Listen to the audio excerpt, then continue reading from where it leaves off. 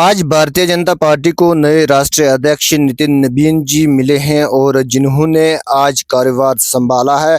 इस बारे में बातचीत करने के लिए हमारे साथ श्री अभय कुमार महाजन, आईपीएस रिटायर्ड एसएसपी और जो कि भारतीय जनता पार्टी के जेएंडके के एम्प्लॉइज सेल के को कन्वीनर हैं। आइए उनसे बातचीत करते हैं कि इस बारे में उनका क्या कुछ कहना है।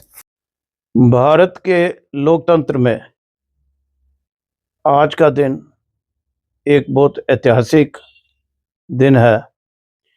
ये दिन इसलिए महत्वपूर्ण है कि आज के दिन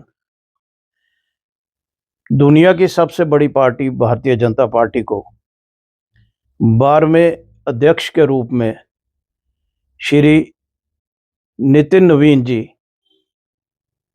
का चयन हुआ है और उन्होंने पदभार संभाला है। माननीय नितिन नवीन जी 5 बार एमएलए रहे हैं और बिहार के मंत्री भी रहे हैं। ग्राउंड से जुड़े हुए कार्यकर्ता हैं जो हर एक के बारे में पूरी तरह से परख रखते हैं। मैं अभय कुमार महाजन, IPS retired, Bharatiya Janata party के एक कार्यकर्ता के रूप में माननीय नितिन नवीन जी का स्वागत करते हैं बतौर राष्ट्रीय अध्यक्ष और उनको हार्दिक शुभकामनाएं व बधाई देते हैं। माननीय नितिन नवीन जी का इस यंग एज में चयन होना ही ये दर्शाता है कि वो कितने कार्यकुशल हैं और पार्टी ने उनके ऊपर कितना भरोसा किया है।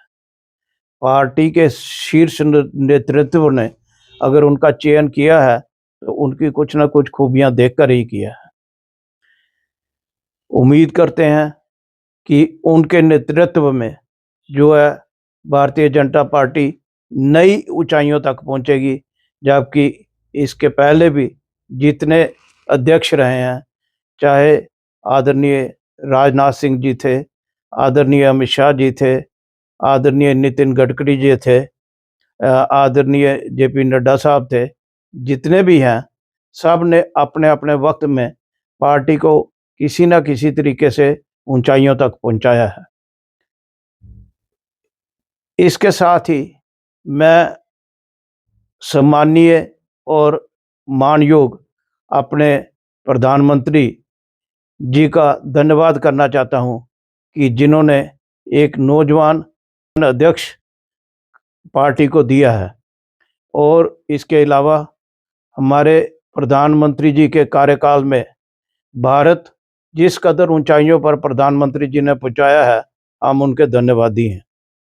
हर किस्म की स्कीमें, कोई किसानों के लिए, महिलाओं के लिए, बच्चों के लिए और बूढ़ों के, बुजुर्गों के लिए, हर एक वर्ग को उन्होंने माइंड में रखकर उनके लिए कई किस्म की योजनाएं लागू की हैं। और सबसे बढ़िया बात यह है कि जितनी भी योजनाएं लागू की गई हैं उनमें डायरेक्ट मनी ट्रांसफ़र होती है उनके अकाउंट्स में।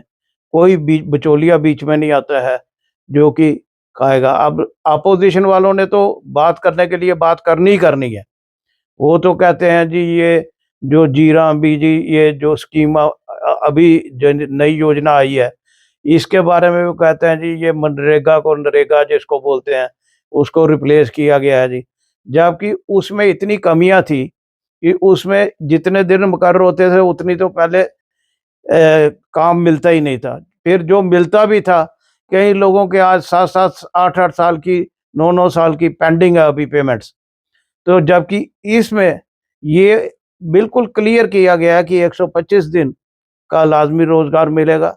फिर अगर पेमेंट जो है वो टाइम से नहीं होती है तो उसमें बकायदा उसको उसका इंटरेस्ट भी साथ मिलेगा। तो इसलिए प्रधानमंत्री जी ने इवन पूरे वर्ल्ड में भारत का नाम रोशन किया है, जिसके लिए हम उनके भी बड़े आभारी हैं और धन्यवादी हैं। तो हम परमपिता परमेश्वर से ये प्रार्थना करते हैं, मैं अपनी तरफ से भी और तमाम देशवासियों और ख़ास तौर पर जो भारतीय जनता पार्टी के जितने भी कार्यकर्ता हैं उनकी तरफ से हम प्रार्थना करते हैं कि हमारे प्रधानमंत्री जी को दीर्घ आयु दें, लंबी आयु दें, ताकि वो इसी तरह से देश की सेवा करते रहें। इस उम्र में भी उनका ये जज़्बा देखने वाला है।